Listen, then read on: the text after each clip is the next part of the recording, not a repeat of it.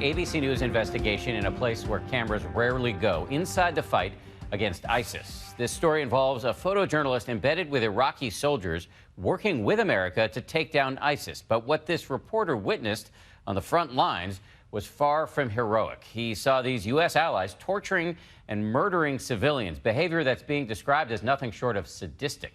Here's ABC's chief investigative correspondent, Brian Ross. In the fight to destroy ISIS, these elite Iraqi soldiers have been praised by the U.S.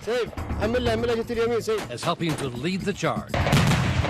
These are the men of what's called the Iraqi Emergency Response Division, the ERD. They're battlefield experts captured in this combat video licensed by ABC News. They are against ISIS and they are very strong. The hours of video and still photos are the result of great battlefield courage by this Iraqi photojournalist, Ali Arkadi, who was embedded last year with the Emergency Response Division. But tonight, Arkadi is showing another kind of courage, blowing the whistle on soldiers he followed and became friends with.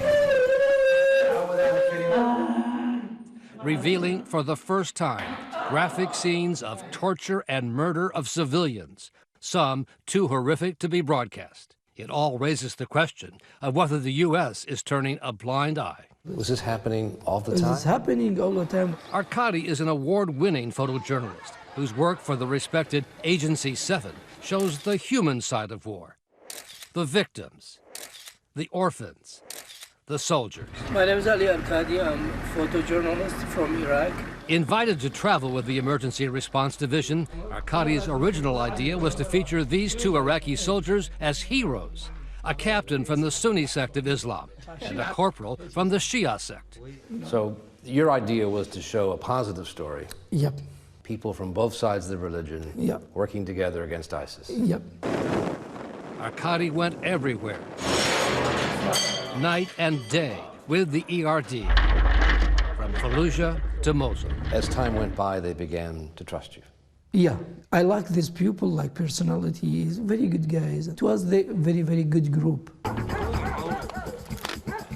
But it was on this night raid outside Mosul last November when Arkadi says he began to realize the soldiers he was following were no heroes.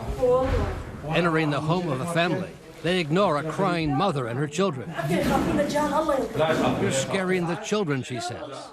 They pull the husband outside and begin to beat him, claiming he and his wife once helped ISIS.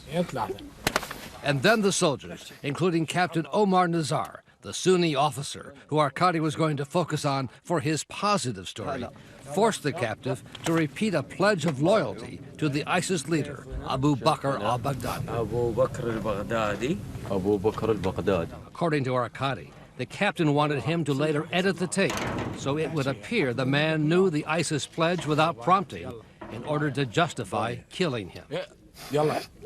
They knew you had this video. Yep. So they knew if it got out, there'd be trouble. And it got worse. The very next day, Arkadi and his camera were present when the unit methodically prepared to torture this man, a sheep herder, whose teenage sons were suspected of working for ISIS. As a senior officer gives the directions, when I tell you to kick, he says, you let him go. The soldiers close the curtains, but allow Arkadi to continue filming the ugly scene. It's extremely disturbing. We showed the footage to Sarah Lee Whitson of Human Rights Watch. Oh, it's terrible torture, horrible torture. I mean, this is actually happening under command authority. This is someone with some level of authority who has the jurisdiction to tell soldiers what to do, telling his soldiers how to torture this detainee. Seemingly confident the photojournalist would never expose them. Not shy at all. In fact, they're smiling. And frankly, there's not even a pretext here of torture in the name of obtaining intelligence. This is just torture for fun. Sadistic. Sadistic. In a statement to ABC News, the Emergency Response Division said the video images are fabrications created by ISIS to make Iraqi soldiers look bad. But later, in a remarkable phone call with ABC News, Captain Nazar admitted the video was real and said he had nothing to apologize for, that he can tell in 10 minutes or less who is and who is not ISIS. We have made mistakes, but they were all directed towards the enemy, ISIS, and I'm proud of those mistakes. It's no different than what ISIS does. It's on the same moral equivalency as what they do. We also showed the video to retired Green Beret Lieutenant Colonel Scott Mann, who served in Iraq and elsewhere as a counterinsurgency advisor and currently helps train U.S. Special Operations officers. If you're asking me if there's a place for that on the modern battlefield, absolutely not. This is the powder keg for strategic failure. This is the narrative fuel that groups like ISIS look for. So this is really counterproductive in the fight against ISIS? It's totally counterproductive. So the new revealing footage we obtained raises questions of what U.S. military officials know or tolerate. On this night, the torture by the ERD unit of 2 Iraqi brothers was led by a soldier described to Arkady as the unit's liaison with the U.S. military. The torturer himself told Arkady that American soldiers taught him this so-called interrogation technique, applying the point of a knife to a sensitive spot behind the ear. The 2 brothers, one a car salesman, the other who owned a falafel stand, were supposedly under suspicion as ISIS supporters, although Arkady says the soldiers knew they actually had escaped from ISIS. They're not ISIS. They're not ISIS. A few days later, Arkady received this cell phone video from an ERD soldier showing the dead body of one of the brothers who was tortured. On the video, a soldier says, "We took revenge." In our phone call, Captain Nazar said his group has instructions not to take prisoners. We do not want prisoners from ISIS. I'm telling you, we don't take prisoners. What should the U.S. reaction to this be? What should the official Pentagon response be to these images, which we've sent to them? Well, it should be reprehension, the same kind of reprehension you and I feel right now. Based on what I've seen here, that can't be allowed to persist. And there should be punishment for anyone that's conducted. This is a violation of law and warfare. In a statement, the American embassy in Baghdad told ABC News the U.S. has not provided military aid, arms, or assistance to the Emergency Response Division, apparently because of previous human rights violations. Yet the footage we obtained shows ERD soldiers with the very anti-tank weapons the U.S. has been providing to Iraqi forces. And earlier this year, a senior U.S. military official in Baghdad, Colonel Brett Sylvia, publicly praised the ERD in a briefing for reporters back at the Pentagon.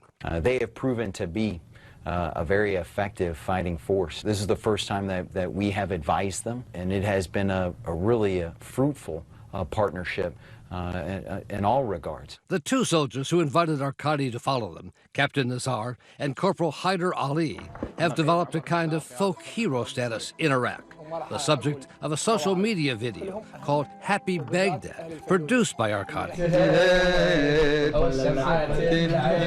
one point, Arkady became very close with the 2 men. And to his shame, Arkady admitted to us after our interview that he himself, to go along, twice struck captives. But now Arkady has fled Iraq, bringing out his graphic video, in hiding after he says his family received death threats from the 2 soldiers he once considered friends. Do you think they would kill you if they could? Yeah, why not?